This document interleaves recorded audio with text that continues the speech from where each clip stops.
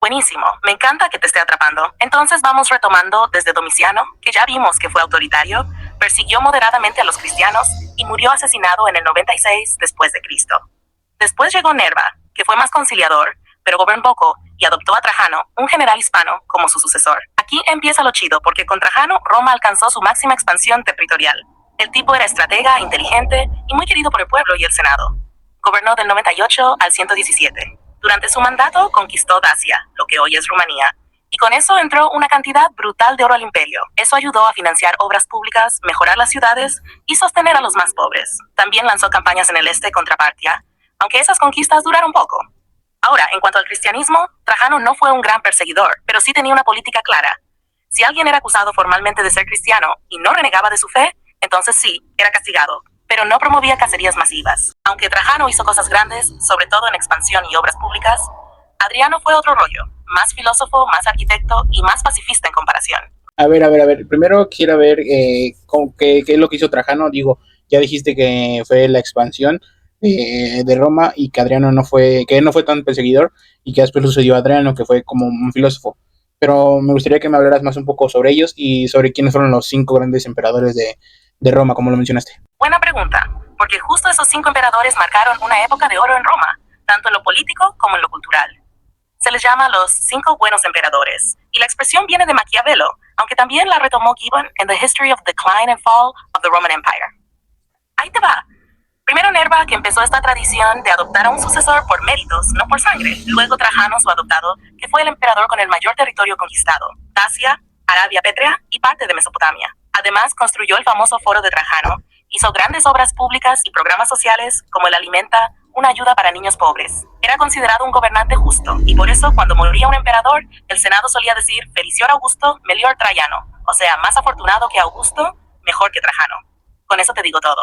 Luego vino Adriano, que como te decía, no quiso seguir expandiendo, sino consolidar. Mejoró la administración, la arquitectura, las leyes, y fue como un emperador filósofo viajero. Muchos lo comparan con Marco Aurelio en ese sentido. Construyó el muro de Adriano, reestructuró el ejército y modernizó varias instituciones. Después viene Antonino Pío, un tipo súper tranquilo. Gobernó más de 20 años sin grandes conflictos. Algo raro en Roma. Mantuvo la paz, las finanzas estables y fortaleció el sistema judicial. Fue el emperador más aburrido en el mejor sentido. Todo funcionaba tan bien que casi no hay eventos caóticos en su mandato. Y por último, Marco Aurelio, el emperador filósofo estoico hasta la médula, autor de Meditaciones, una joya del pensamiento estoico. Gobernó en tiempos más difíciles. Hubo plagas, guerras en la frontera norte, y aún así mantuvo firme el imperio. Su imagen es la del sabio en el poder, algo que incluso hoy sigue inspirando. Quiero hablar un poco de Marco Aurelio. Obviamente hablaste del estoicismo, que pues sí, él es la bandera fundamental de esa filosofía. Evidentemente controla las emociones y todo eso, pero háblame un poco más de él. Sí, claro, Marco Aurelio es una figura fascinante porque representa esa idea del gobernante sabio, pero no en teoría sino en la práctica. Nació en el año 121 y desde muy joven fue educado en filosofía, especialmente en el estoicismo. Ya desde adolescente andaba vestido con túnica sencilla, durmiendo en suelos duros y rechazando lujos. O sea, el tipo no jugaba con eso de vivir su filosofía. El estoicismo, como bien dijiste, se centra en dominar las pasiones, aceptar lo que no se puede controlar y actuar con virtud en lo que sí. Marco lo llevó al extremo. Mientras el imperio enfrentaba invasiones, una pandemia terrible, la peste antonina y conflictos internos, él seguía firme en sus convicciones. De hecho, gran parte de su libro Meditaciones lo escribió durante campañas militares en el Danubio. Imagínatelo, en una tienda de caña rodeado de frío y caos, reflexionando sobre la muerte, la justicia y el deber. En sus meditaciones, que no eran para publicar sino como un diario personal, se ve ese conflicto entre la carga del poder y su deseo de ser un hombre bueno. No hay triunfalismo, más bien hay cansancio, humanidad y una voluntad férrea de seguir actuando correctamente a pesar del sufrimiento. Ahora, lo interesante es que Marco Aurelio, a pesar de ser un ejemplo de virtud, cometió un error histórico gigante. Nombró como heredero a su hijo Cómodo, y Cómodo fue todo lo contrario a su padre. Ególatra, narcisista, amante del espectáculo, y muchos consideran que con él empezó la decadencia del imperio. Entonces, ahí tienes esta paradoja brutal. El emperador más sabio, que vivía según la razón y la virtud, dejó el poder en manos de un desastre. ¿Tú qué opinas de eso?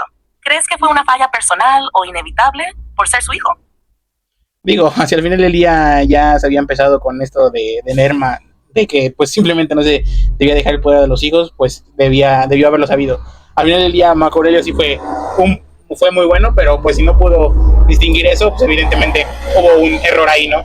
pero háblame más de Cómodo y de Marco Aurelio, cómo fluyó eso, cómo es que se transformó y cómo fue dices que fue el inicio de la decadencia de Roma. Bueno, primero que todo, me podría decir los años en los que estuvo Adriano, Antonio Pío y Marco Aurelio, en los años que gobernaron, por favor. Claro, ahí te va con calma, cronológicamente.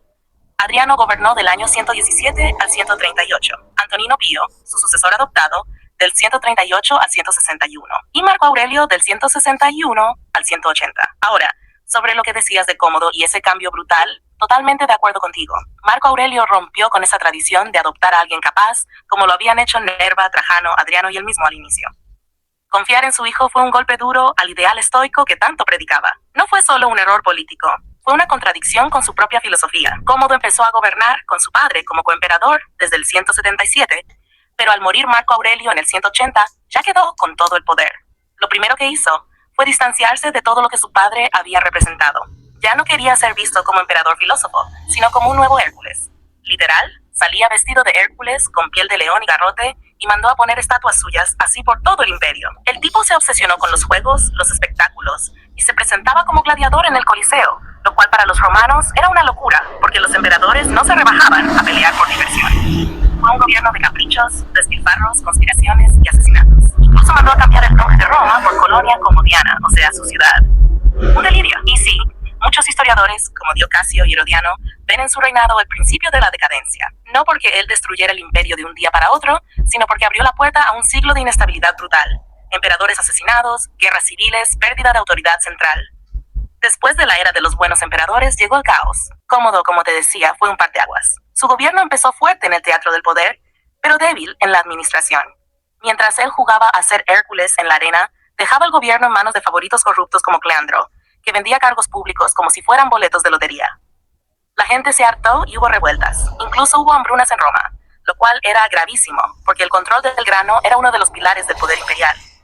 Su paranoia creció, empezó a ejecutar senadores a lo loco, y al final hasta sus propios cercanos lo vieron como una amenaza. Fue asesinado en el año 192 por una conspiración entre su concubina Marcia, su chambelán y un gladiador que lo estranguló en la bañera. Así, después de su muerte, se desató lo que se conoce como el año de los 5 emperadores. Imagínate, en un solo año, el imperio cambió de manos 5 veces, lo cual refleja el caos que dejó Cómodo. El Senado eligió a Pertinax, un tipo recto, pero los soldados lo mataron a los pocos meses. Luego subastaron en el imperio al mejor postor, un rico llamado Didio Juliano. Literalmente compró el trono, pero fue tan impopular que lo asesinaron también. Todo esto abrió la puerta a una nueva dinastía, la dinastía Severa, con Septimio Severo a la cabeza. Un general fuerte que restableció algo de orden, pero que también militarizó muchísimo el gobierno. Desde ahí, el imperio entró en un ciclo constante de crisis. Luchas por el poder, invasiones, inflación, pérdida de control en las provincias. Bueno, quisiera saber cómo pasó de Septimio Severo a la crisis. Digo, evidentemente, dices que uno compró básicamente el poder y otro fue más estricto, pero ¿cómo pasó de algo a otra cosa? Justo esa transición es fascinante, porque Septimio Severo fue como un parche fuerte para un cuerpo que ya estaba muy lastimado. Él gobernó del año 199 al 217, y sí, llegó tras ese caos del año de los 5 emperadores. Lo que hizo fue reforzar muchísimo el ejército y darle más poder a los militares, casi como si el imperio fuera un enorme cuartel. Subió los sueldos a los soldados, lo que por un lado mejoró su lealtad, pero por otro empezó a agotar las arcas públicas. Además, dio mucho peso a sus generales para mantener el control, pero esto causó que con el tiempo los generales se volvieran candidatos para emperadores, desatando guerras civiles constantes. Entonces, tras su muerte, el imperio quedó en manos de sus hijos, pero la unidad empezó a romperse, porque no hubo una sucesión clara y se peleaban por el poder. Eso abrió la puerta a la llamada crisis del siglo III. Un periodo de más de 50 años con emperadores que duraban muy poco, ataques constantes de pueblos bárbaros, crisis económicas y hasta la fragmentación del imperio en varios territorios independientes. Era como si Roma estuviera luchando con demasiados frentes a la vez, sin poder mantener un gobierno central fuerte. Imagínate, en menos de 50 años, hubo más de 20 emperadores, muchos muertos en batalla o asesinados. Fue un caos total. Si quieres, te cuento cómo Diocleciano intentó rescatar al imperio con sus reformas, o podemos platicar sobre ese fenómeno del emperador soldado y qué tanto dañó o ayudó a Roma. ¿Qué te late? Lo primero que comentaste, digo, evidentemente me gustaría que fuera cronológicamente, pero pues sí, como son muchos personajes, sí me pierdo un leve. Pero sí, quiero que sea cronológicamente. Claro, vamos paso a paso para que no se enrede todo. Septimio Severo entra al poder tras ese lío del año de los 5 emperadores, poniendo orden con mano dura y enfocándose en el ejército. Pero con la muerte de él y luego sus hijos, empieza la fragmentación. Ahí entra la crisis del siglo III, con emperadores que suben y caen rapidísimo, sin estabilidad. Luego, después de ese caos, aparece Diocleciano en el año 281. Él es clave porque hizo una reestructuración brutal. Dividió el imperio en dos partes, con un sistema de gobierno llamado la tetrarquía, donde 4 personas gobernaban para mantener el control. También reformó impuestos, reorganizó el ejército y trató de frenar la inflación. Sin embargo, aunque estas reformas estabilizaron el imperio por un rato, crearon nuevas tensiones, porque ya no había un solo centro de poder, y a la larga eso llevó a más divisiones. Háblame de Diocleciano y sus reformas, y ya después empezamos con Constantino. Bueno, sí es que fue el que lo sucedió. Diocleciano es un personaje brutal para entender la historia tardía de Roma. Llegó al poder en 281, justo cuando el imperio estaba a punto de desmoronarse. Lo primero que hizo fue reconocer que un solo hombre ya no podía gobernar ese territorio enorme y lleno de problemas. Por eso creó la tetrarquía, que es básicamente repartir el poder entre 4. 2 emperadores principales llamados Augustos y 2 subemperadores llamados Césares. Con esto, buscaba que la administración y la defensa fueran más eficientes, sobre todo para enfrentar las invasiones bárbaras y las crisis internas. También reformó el sistema fiscal, porque la economía estaba en ruinas, con inflación brutal y escasez de moneda fuerte. Para eso, aumentó los impuestos y trató de regular precios y salarios con un edicto que, fue más bien poco efectivo porque la gente lo terminó ignorando. En lo militar, reforzó las fronteras, reorganizó las legiones y mejoró la logística para que las tropas pudieran responder rápido a las amenazas. Pero su sistema también generó tensiones, porque los 4 gobernantes empezaron a disputarse el poder, y la idea de repartir el imperio nunca fue fácil de sostener a largo plazo. Después de que Diocleciano se retiró voluntariamente, que es otro detalle único porque casi nadie en Roma renunciaba al poder, vino la lucha por la sucesión que terminó con Constantino. ¿Quieres que te cuente cómo Constantino usó ese escenario para unir el imperio y de paso cambiar la historia con el cristianismo? Me gustaría saber sobre la persecución de Diocleciano. Tengo entendido que es como la última gran persecución de los cristianos, pero háblame más sobre eso. Claro, te refieres a Diocleciano, que en su reinado lanzó la última y más brutal persecución contra los cristianos, conocida como la Gran Persecución alrededor del año 293 hasta 296. Antes de eso, el cristianismo ya había sido perseguido esporádicamente, pero bajo Diocleciano fue sistemático y organizado. Él veía al cristianismo como una amenaza a la unidad del imperio, porque se negaban a rendir culto a los dioses romanos y al emperador, que era casi como una religión política. Así que lanzó una serie de edictos para destruir iglesias, quemar libros sagrados, prohibir las reuniones cristianas y arrestar a los líderes. Muchos cristianos fueron torturados y ejecutados, obligados a renunciar a su fe, pero en lugar de desaparecer, esa presión solidificó aún más la comunidad cristiana. Esta persecución fue tan intensa que marcó el punto más alto del sufrimiento cristiano en Roma, pero también sembró la semilla para el cambio que vendría con Constantino, quien años después legalizó el cristianismo y le dio un papel central en el imperio. Y aviéntame todo lo que sepas de Constantino en ese sentido. Constantino, ese tipo cambió el juego completo. Llegó al poder después del caos que siguió a Diocleciano y logró reunificar el imperio casi por completo. Pero su legado más revolucionario, sin duda, fue su relación con el cristianismo. En 1910, en la batalla del Puente Milvio, dice la leyenda que tuvo una visión. Vio una cruz en el cielo con la frase "In hoc signo vinces", con este signo vencerás. Eso lo marcó y decidió apoyar a los cristianos, rompiendo con siglos de persecuciones. En 1913 emitió el Edicto de Milán, que básicamente legalizaba el cristianismo y garantizaba libertad religiosa.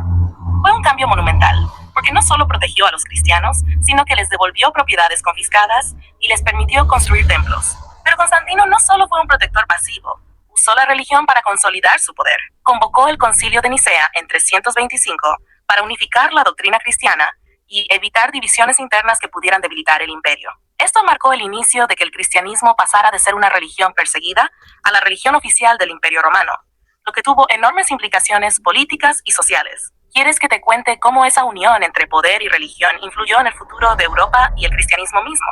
Ok.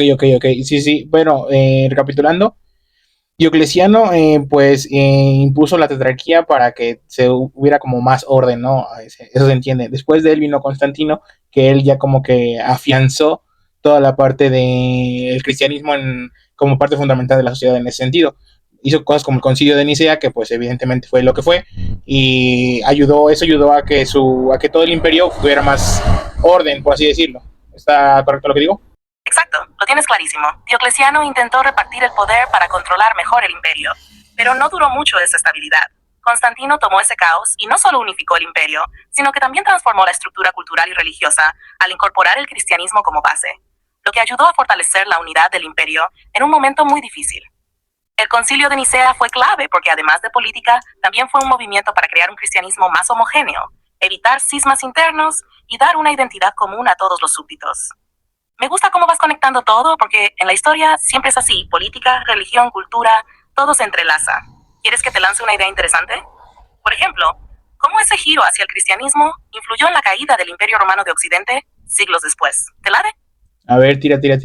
Perfecto, ahí te va algo para darle vuelta. Resulta que ese abrazo oficial al cristianismo por parte de Constantino y sus sucesores cambió profundamente la mentalidad romana. Antes, Roma era bastante pragmática, con un sistema político y religioso pluralista, donde la religión era más un instrumento del Estado. Pero con el cristianismo como religión oficial, empezaron a surgir tensiones. Por un lado, fortaleció la cohesión interna, porque muchos se sentían parte de una comunidad moral y espiritual común. Pero por otro, creó nuevas divisiones. Se redujo la tolerancia hacia las religiones paganas tradicionales y hacia las culturas bárbaras que no compartían esa fe. Al mismo tiempo, la Iglesia fue ganando poder político y económico, hasta convertirse en un actor clave. Esto llevó a un cambio en las prioridades del imperio. Menos foco en la expansión militar y más en la administración interna y en la defensa de la fe.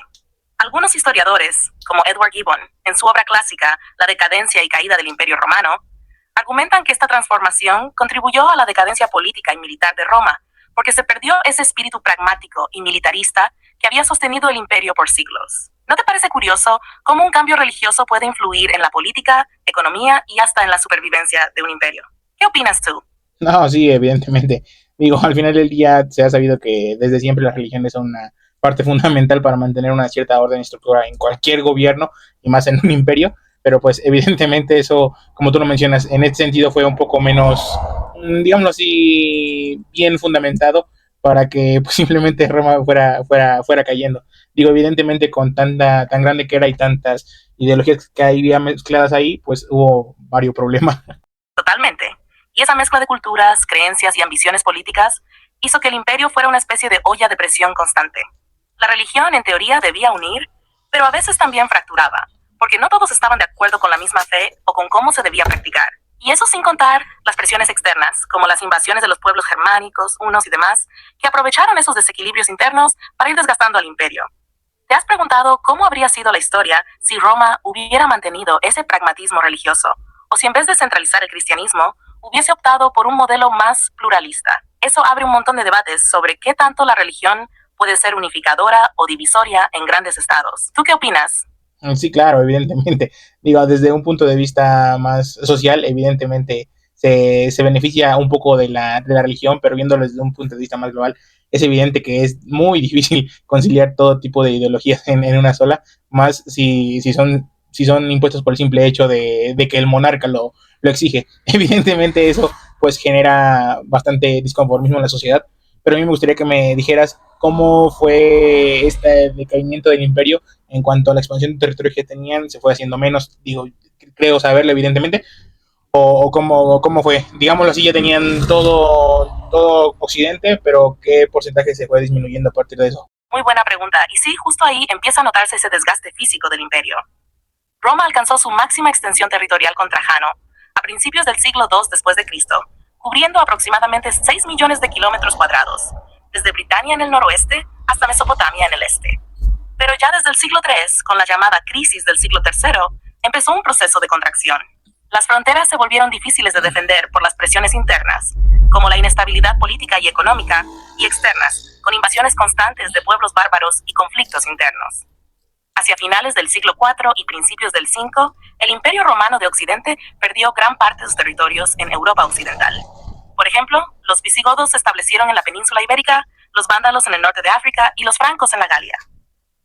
El territorio romano en Occidente se redujo dramáticamente, hasta que en el año 476 después de Cristo, cuando el último emperador, Rómulo Augustulo, fue depuesto, el imperio básicamente dejó de existir como entidad política. En cambio, el Imperio Romano de Oriente, o bizantino, mantuvo sus territorios y vigor durante casi 1000 años más. De que habláramos de Constantino, digo, evidentemente se instauró el cristianismo en Roma, pues debe ser recordado por ser muy bueno en la religión cristiana, ¿no? Digo, evidentemente, pues con el pasar del tiempo, pues se ha visto, pero cómo es recordado hoy en día con la religión cristiana. Y después de eso me gustaría que me comentaras qué pasó después de Constantino, quién lo sucedió o qué fue lo más relevante que hizo aparte de lo de la iglesia. Claro, Constantino es una figura fascinante porque su legado religioso es enorme, pero también muy debatido. Hoy en día, en la historia del cristianismo, se le reconoce como el emperador que hizo posible la expansión y oficialización de la fe cristiana en el Imperio Romano. Sin él, probablemente el cristianismo habría tardado mucho más en convertirse en la religión dominante. Pero ojo, que Constantino no se convirtió a un cristianismo completamente ortodoxo ni renunció a todas las tradiciones paganas. Por ejemplo, mantuvo símbolos y prácticas paganas como el culto al sol invicto y buscó un cristianismo más político que espiritual en muchos sentidos, usando la religión como herramienta para unificar un imperio diverso y fragmentado. Después de Constantino, su hijo Constancio II siguió promoviendo el cristianismo, pero también enfrentó fuertes conflictos internos relacionados con las disputas doctrinales, como el arrianismo, que cuestionaba la naturaleza divina de Cristo. Más adelante, con Juliano el Apóstata, hubo un intento de regresar al paganismo, pero fue breve. ¿Quieres que siga con quién le sucedió y qué hicieron para afianzar aún más el cristianismo y cómo eso influyó en la política del imperio? Sí, sí, claro, eso es lo que es la parte que me gustaría abordar más. Digo, evidentemente, ya entendí que el cristianismo fue una parte importante para el imperio y que pues desafortunadamente también fue una parte importante para su fracaso, pero sí, cuéntame más. Exacto, el cristianismo fue como un arma de doble filo para Roma. Tras Constantino, su hijo Constancio Segurus fue clave en impulsar el cristianismo como religión oficial. Y en este proceso se fue cerrando el espacio para las religiones paganas y otras creencias. Eso generó tensiones sociales y políticas, porque Roma era un mosaico cultural enorme. Después vino Juliano, conocido como el Apóstata, porque quiso revertir ese avance cristiano y restaurar el paganismo tradicional. Lo curioso es que gobernó solo unos pocos años y murió en campaña militar. Su intento fue corto, pero dejó claro lo conflictivo que era ese cambio de paradigma. Luego, ya en el siglo V, con Teodosio Prince, el cristianismo se volvió la única religión oficial del imperio, y las prácticas paganas se penalizaron severamente. Eso consolidó la unidad religiosa, pero también aumentó la polarización. Algunos historiadores argumentan que ese fanatismo religioso y la exclusión de otras formas de pensamiento pudieron haber debilitado la cohesión social y cultural del imperio, abriendo la puerta a su fragmentación. Es un tema súper complejo porque mezcla política, religión y sociedad. ¿Pero qué opinas tú? ¿Crees que el papel del cristianismo fue más de unificarlos o de dividirlos? No, bueno, de unificarlos en cierto modo internamente, pero dividirlos porque simplemente las presiones tanto internas como externas pues no pudieron hacer que pues se conciliaran todos por unir fuerzas para pues simplemente repeler los contactos enemigos desde el exterior. Justo eso es como un equilibrio difícil. Internamente, la religión ayudó a darle un marco común, pero al mismo tiempo, cuando impones una sola visión sin margen para otras, generas resistencias y fracturas. Y fuera, mientras el imperio se dividía cultural y religiosamente, sus enemigos externos, como los godos y los hunos, aprovecharon esas debilidades para avanzar. Me gusta pensar que Roma fue una especie de laboratorio social, donde esas tensiones entre unidad y diversidad se probaron a gran escala. Si lo piensas, ¿qué crees que podría haber hecho Roma para mantener esa unidad sin que la religión fuera un factor tan excluyente? Pues simplemente haberles dado un poco de más libertades en cuanto a mantenerlos contentos a los ciudadanos. Digo, evidentemente eso no sucedió porque pues en ese entonces todavía se tenía un sistema muy de esclavistas, pero pues pienso que eso, evidentemente también el hecho de que el emperador pues, solamente él decidiera quién iba a ser su sucesor, de algún modo pudo pues haber hecho generado un cierto descontento en la población y pues quieras o no eso pues simplemente merma la capacidad que tienes para pues llevar un orden en la sociedad. Totalmente. Esa falta de flexibilidad política y social terminó siendo una bomba de tiempo. La centralización extrema del poder en manos del emperador, sin procesos claros ni participación, daba pie a luchas internas, conspiraciones y falta de legitimidad. Además, la esclavitud y las desigualdades sociales profundas creaban una base frágil para sostener un imperio tan vasto. Es interesante cómo muchos historiadores actuales ven esas dinámicas como un paralelo con problemas modernos. Cuando un sistema político no da espacio para la inclusión ni para que se escuchen distintas voces, la cohesión se resquebraja. ¿Crees que en la historia moderna hemos aprendido algo de Roma en cuanto a gobernanza o seguimos cayendo en esos mismos errores? No, bueno, pues muchas veces se dice que la actualidad solamente es una caricatura a la democracia, que simplemente es como un pequeño maquillaje, pero pues evidentemente hemos avanzado como sociedad. Digo, evidentemente me sorprendería si alguien opina lo contrario, pero pues sí, ese pasar de una idea de la democracia como su origen, donde evidentemente la democracia era otra descripción a lo que es ahorita, pues evidentemente es muy distorsionada. Pero me gustaría más que me hablaras de, que me siguieras hablando de Teodosio. Digo, ya sé que él impuso el cristianismo muy fuerte, pero después de él, ¿qué más pasó? ¿Él qué hizo? ¿O qué onda? Me encanta esa reflexión, porque la democracia actual sí es un sistema imperfecto, a veces más fachada que fondo, pero que ha evolucionado desde aquellas polis griegas hasta hoy con muchos altibajos. Roma, con su mezcla de república, imperio y luego teocracia, dejó muchas lecciones sobre poder y sociedad. Sobre Teodosio, sí, fue crucial porque no solo declaró el cristianismo como religión oficial, sino que también prohibió el paganismo y cerró templos antiguos. Fue un giro radical que marcó el fin de una era de pluralidad religiosa. Además, dividió el imperio definitivamente entre sus dos hijos, estableciendo la división formal entre Occidente y Oriente, que fue clave para lo que pasó después.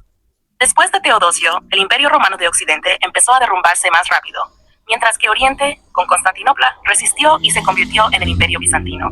Es como si Roma se partiera en dos caminos, uno que colapsa y otro que perdura casi 1000 años más. ¿Te interesa que exploremos cómo fue esa transformación del imperio bizantino? ¿O quieres seguir con el final del imperio occidental? Sí, claro, me interesan ambas. Y evidentemente Teodosio pues lo separó y el de Occidente pues al ser su caída se marca el final de la Edad Antigua, me parece, Edad Media, la verdad no recuerdo. Pero sí, me gustaría también desde saber desde el qué fue en Occidente, que fue pues su caída, y después el Oriente, que también fue el Imperio Bizantino, que pues por lo que entiendo floreció muchísimo. Exacto. Ese punto de la caída del Imperio Romano de Occidente marca el fin de la Edad Antigua y el inicio de la Edad Media, más o menos en el año 476, cuando el último emperador, Rómulo Augustulo, fue depuesto. Fue una caída bastante caótica, con invasiones bárbaras, problemas internos, corrupción y mucha fragmentación política. Mientras tanto, en Oriente, Constantinopla se convirtió en la joya del imperio, un centro económico, cultural y militar impresionante que duró casi 1000 años más. El imperio bizantino mantuvo muchas tradiciones romanas, pero también se mezcló con influencias griegas y cristianas ortodoxas, y logró sobrevivir a muchas crisis, incluso al avance del Islam y las cruzadas. Lo fascinante es cómo ambos imperios tomaron caminos muy diferentes tras la división que hizo Teodosio. ¿Quieres que te cuente más sobre qué pasó en Occidente justo después de la caída? ¿O te lanzas directo a lo que fue el imperio bizantino? Bueno, primero me gustaría saber cómo fue esa separación que dio Teodosio a sus dos hijos, a quiénes eran los hijos y pues por qué se los decidió dar y cómo es que pasó de, pues sí, de un imperio muy grande en ese sentido a ser dividido y posteriormente a pues ya irse a la chingada simplemente. Me gustaría que a partir de Teodosio me siguieras contando la historia de Occidente hasta su caída. Después ya podemos hablar del Imperio de Oriente. Claro, Teodosio fue el último emperador en gobernar el Imperio Romano unificado, y cuando murió en el año 395, dividió el imperio entre sus dos hijos. Honorio recibió la parte occidental y Arcadio la oriental. Fue una decisión práctica, porque manejar todo ese territorio tan vasto ya era muy complicado para una sola persona. La división se hizo para facilitar el gobierno, pero también creó problemas, porque ambos imperios empezaron a funcionar de manera independiente, con sus propias políticas y ejércitos, y eso debilitó la unidad. En Occidente, con Honorio, comenzaron a aparecer muchas dificultades. Invasiones de pueblos bárbaros como los visigodos y vándalos, problemas económicos, corrupción y falta de un ejército fuerte para defender las fronteras.